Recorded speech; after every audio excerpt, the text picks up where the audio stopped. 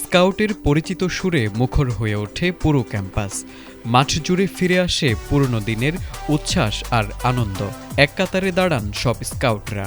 এভাবেই ধানমন্ডি সরকারি বালক উচ্চ বিদ্যালয়ে অনুষ্ঠিত হল প্রাক্তন ও বর্তমান স্কাউটদের মিলন মেলা। ১৯৬৮ সালের ব্যাচ থেকে শুরু করে বর্তমান সময়ের স্কাউটরা এক ছাদের নিচে মিলিত হন স্মৃতি আর ভালোবাসার বন্ধনে।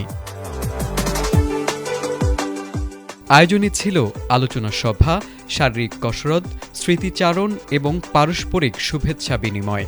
বয়সের ব্যবধান কয়েক দশকের হলেও স্কাউটিংয়ে শৃঙ্খলা আর সৌহার্দ্য যেন মুহূর্তেই মুছে দেয় সব দূরত্ব। বর্তমান শিক্ষার্থীদের সঙ্গে একই ছন্দে কসরতে অংশ নেন প্রবীণ স্কাউটরাও। এটা একটা ইউনিক। আমার জানার মতো সারা বাংলাদেশ আর কোনো ইনস্টিটিউট এরকম এভাবে নাই আর কি। আমি বেরিয়ে গেছি 40 বছর হয়ে গেছে। এটা একটা অন্যরকম ভালো লাগা। নট অনলি দ্যাট, যে এখানে আসা না, আমি যখন রোডের এই দিক দিয়ে কোনো কাজেও যাই তখনও কিন্তু অবচেতন মনেও তাকিয়ে থাকি যে এই যে আমার স্কুল দেখা যাচ্ছে।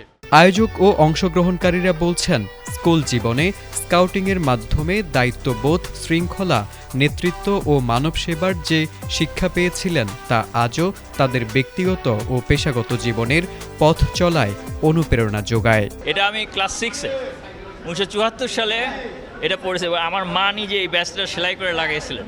অন্যরকম অনুভূতি, এবং এটা যেমন আমার ছোট ভাই, এটা চিরকালই আমার ভাই। 71 ব্যাচ তার কেউ হতে পারবে না, তা হতে পারবে না।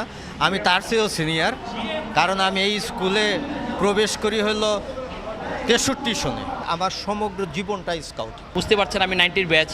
আমি কত বয়স, আমার খুব ভালো লাগে, আমি এনজয় করি সবসময়। প্রাক্তন স্কাউটদের মতে এমন পুনর্মিলনী কেবল স্মৃতিচারণের আয়োজন নয়, এটি নতুন প্রজন্মের হাতে মানবিক মূল্যবোধ, নেতৃত্ব এবং সমাজ সেবার চেতনা তুলে দেওয়ার একটি কার্যকর উদ্যোগ। তাদের প্রত্যাশা, ভবিষ্যতেও এমন আয়োজনের ধারাবাহিকতা বজায় থাকবে, যাতে স্কাউটিংয়ের আদর্শ প্রজন্ম থেকে প্রজন্মে ছড়িয়ে পড়ে।